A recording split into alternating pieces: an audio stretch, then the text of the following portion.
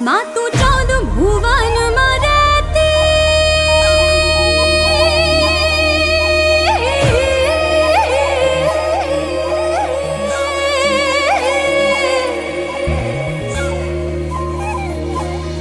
માં તું 14 ભુવનમાં રહેતી